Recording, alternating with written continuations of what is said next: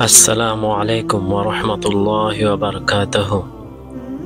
الحمد للہ رب العالمین، الحمد للہ حمدا کثیرا طیبا مبارکا فیہ، اللہم صل علی سیدنا محمد کلما ذکرہ الذاکرون، وصل علی سیدنا محمد کلما غفل عن ذکرہ الغافلون۔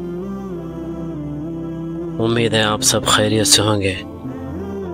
یہ وہ مبارک جگہ ہے جہاں پر 313 صحابہ کرام رضوان اللہ تعالی اجمعین نے قیام فرمایا تھا اور نمازیں ادا کی تھی، اور اللہ کے نبی صلی اللہ علیہ وسلم جنگ کے دوران وقتاً فوقتاً یہاں پر آ کر اللہ پاک سے جنگ کی کامیابی کے لیے دعائیں کرتے رہے۔ یہ شہدائے بدر کا قبرستان ہے۔ واقعی ایسی جگہ آ کر دل کی کیفیت بدلتی ہے۔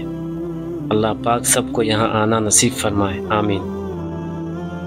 مدینہ منورہ سے غزوہ بدر 155 کلومیٹر کی دوری پر ہے۔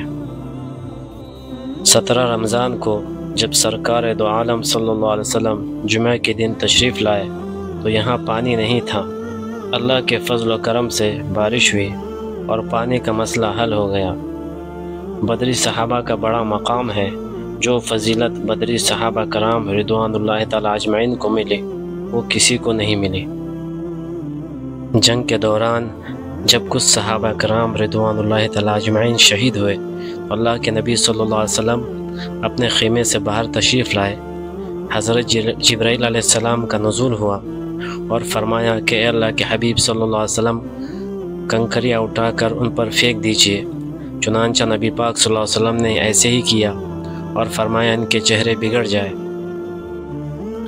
کنکریاں ہر اس کافر کے چہرے پر پڑی جو وہاں موجود تھے، جس کے بارے میں اللہ تعالیٰ نے قرآن کریم میں ارشاد فرمایا وَمَا رَمَيْتَ إِذْ رَمَيْتَ وَلَكِنَّ اللَّهَ رَمَى، کہ اے نبی جی کنکریاں آپ نے نہیں پھینکی بلکہ ہم نے پھینکی تھی۔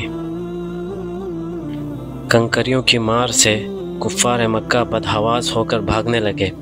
اسی دوران امیہ بن خلف، جس نے حضرت بلال رضی اللہ تعالیٰ عنہ پر مکی زندگی میں ظلم ڈھائے تھے، حضرت بلال رضی اللہ تعالیٰ عنہ نے چند انصاری صحابہ کرام کے ساتھ مل کر برا حال کیا اور قتل کر دیا۔ حضرت عبداللہ بن مسعود رضی اللہ تعالیٰ عنہ نے ابو جہل کو قتل کیا۔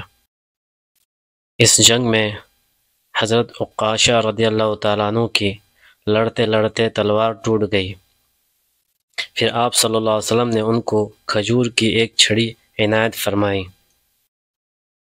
وہ چھڑی ان کے ہاتھ میں آ کر تلوار بن گئی اور وہ تلوار ان کے پاس ہر غزوے میں ساتھ رہی۔ اس تلوار کا نام عون رکھا گیا۔ حضرت سلمان بن اسلم رضی اللہ تعالیٰ عنہ کو بھی آپ صلی اللہ علیہ وسلم نے کھجور کی ایک جڑ عنایت فرمائی، وہ بھی تلوار بن گئی۔ آپ کے سامنے یہ تختی ہے، اس کے اوپر شہدائے بدر کے نام لکھے گئے ہیں۔ حضرت خبیب بن عبد الرحمن رضی اللہ تعالیٰ عنہ فرماتے ہیں کہ ایک کافر نے میرے دادا پر تلوار کا وار کیا جس سے ان کی پسلی الگ ہو گئی۔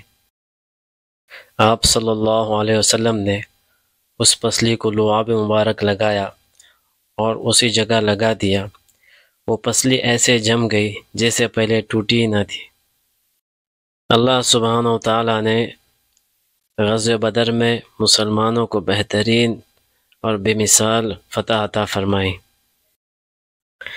آپ کے سامنے یہ جو جگہ ہے یہ جنگ کا میدان ہے، یہاں پر جنگ ہوئی تھی۔